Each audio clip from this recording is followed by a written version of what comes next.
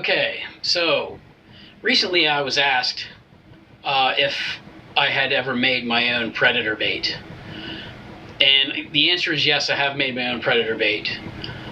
So what we're going to do is, myself and Blaze, we're going to make a video on how to make predator bait.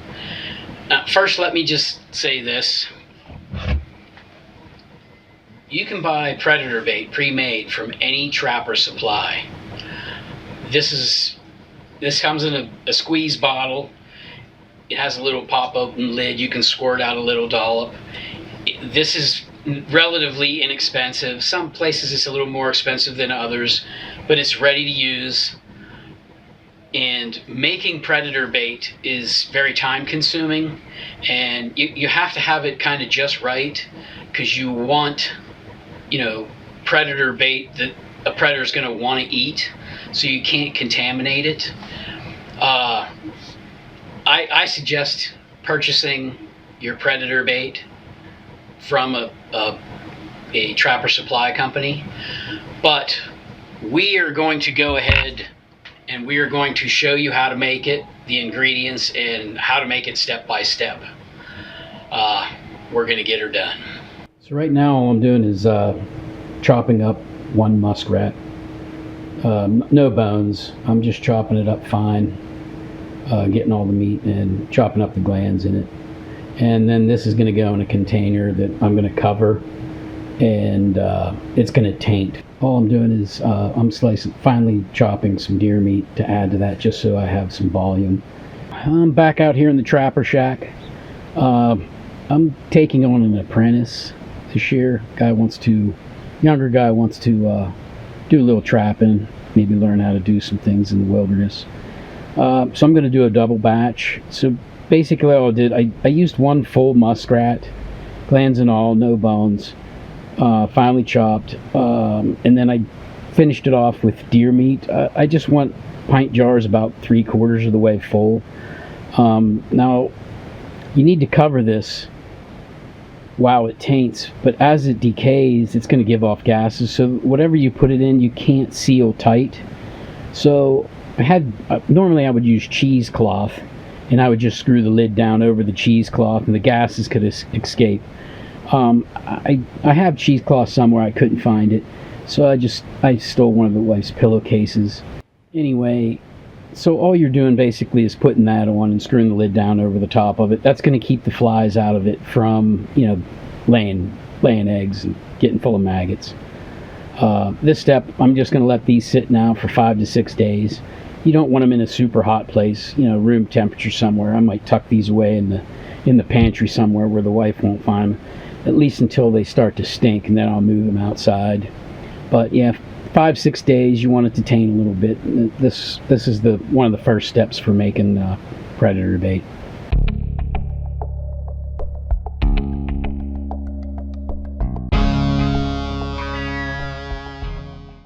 Part of the ingredients for this recipe here, you want to use hooves.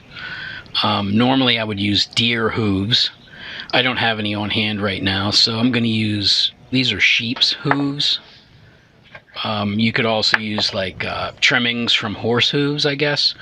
So basically you have to prepare these. I need to heat these up. I need to bake them so they become brittle, so that I can grind them up into a powder to add to my predator bait. So I just have a drip pan from my grill. I'm going to put 2 hooves inside of this drip pan. I'm going to cover the top with aluminum foil, and then it's going to go in my grill. Now you could do this in your oven in the house. I don't want to heat my house up, and they do smell a little bit. So basically I'm just going to fire up the charcoal grill. I'm going to wrap the top nice and tight, and I'm just going to bake them at whatever my charcoal grill will go to, 500 degrees. I'm going to bake them for as long as it takes to get them brittle. The more hooves you bake at a time, obviously the longer it's going to take. But that's this next step.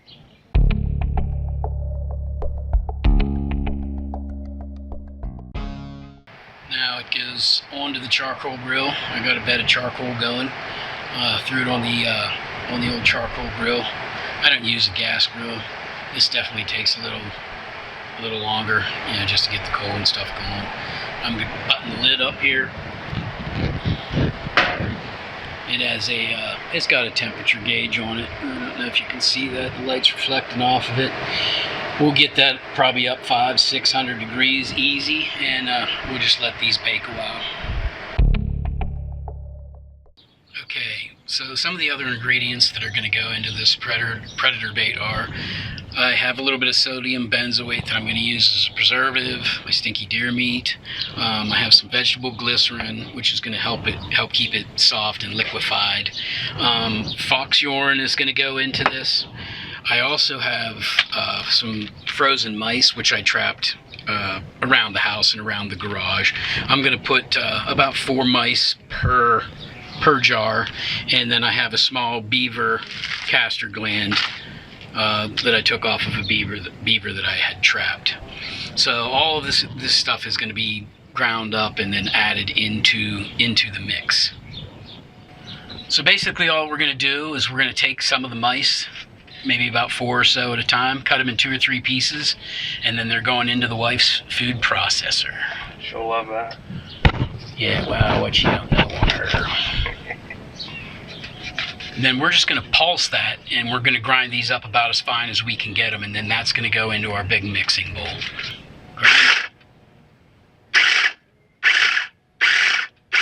That's working nicely.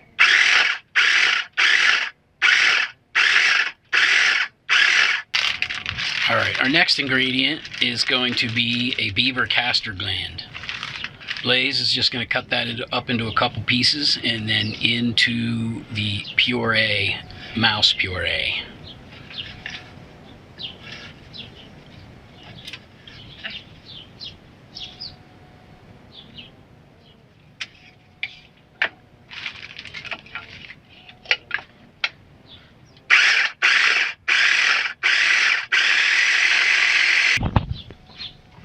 One of the wife's tablespoons. You think she'll mind? Nah, it'll work.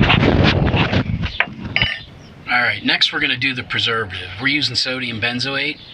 We're going to use 3 tablespoons of this for this batch. Now, you don't want to get this airborne and breathe it in, and you don't want to get it all over your skin. If you get it on your hands and stuff, go wash your hands. This stuff's pretty powerful. But 3 tablespoons for this batch of the sodium benzoate. Now we're going to put 3 tablespoons of spring water in on top of that. We want to completely dissolve it to add to the mix. And I'm using spring water because I don't want to use the chlorinated tap water that's inside my house. Animals will smell that chlorine. Then we're just going to take a popsicle stick that I use for other things, and we're going to stir that up and dissolve it. And then this is just going to go right into the batch. So now what we're going to do, Blaze is going to add some sodium benzoate to the wife's food processor, and then we have a jar of tainted deer meat. Now like I said, these just sat for about 5 days with cloth on the top. And it's definitely got some funk going.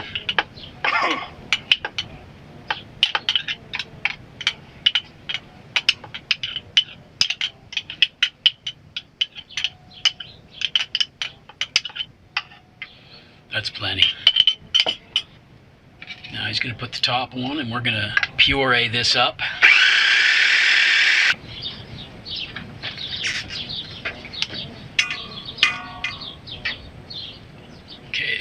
First part is pureed, and then all we're going to do is continue pureeing the deer meat and muskrat mix until it's completely done. Everything is pureed and into our mixing bowl, and now we are going to add 4 tablespoons of glycerin. And again, this is just going to keep it soft and supple, and it'll keep it like a paste, so it's easier to use when you're out into the field.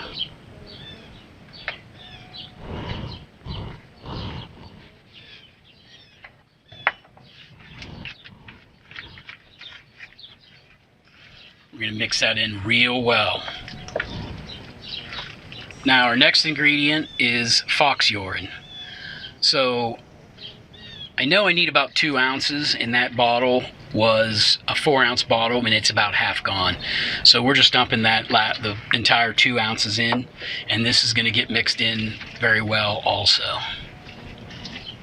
All right, so while we're waiting for the hooves to finish up, we decided to do a little bit of cleanup. You think she'll know? Nah, she'll never have a clue. Tomorrow she'll be chopping onions in that thing. So here is our sheep's hooves that were done on the grill. Now they were done, I did them over charcoal. You could do them on your gas grill, or you could do them in your oven in the house, but they are a little smelly. So these were done probably 450 to 500 degrees on my charcoal grill for about 3 hours, a little over 3 hours maybe, and it's just a black mess in there. We busted that up into manageable pieces. We're going to put about half of that in, and we're going to food process that down into a powder. And once we get the powder, we're just going to mix that right into our predator bait, and that should be the final step, and it will be complete. So we'll get to pulsing here.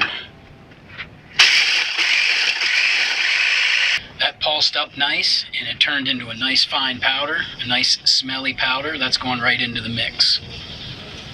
And then he's going to go ahead and finish pulsing the other half of the hooves. Now that was 2 whole sheep hooves for this batch.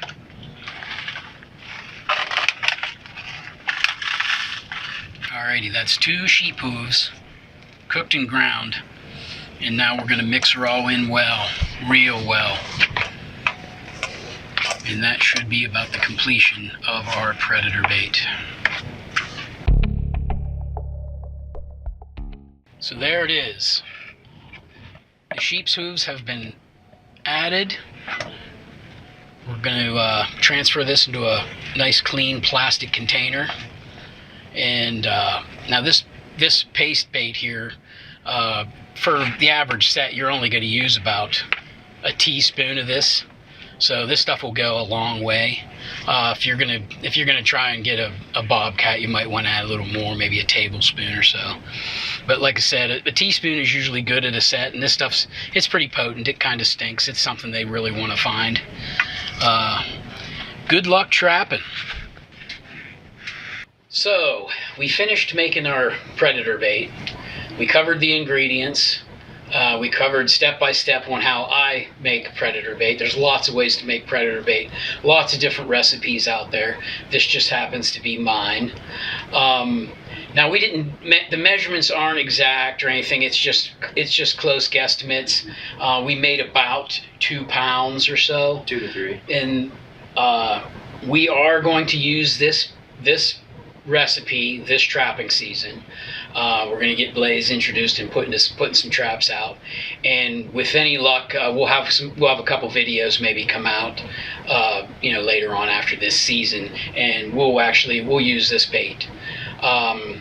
If you're going to make some predator bait and you choose to use this recipe or any other recipe, good luck and good luck trapping. Thanks for watching.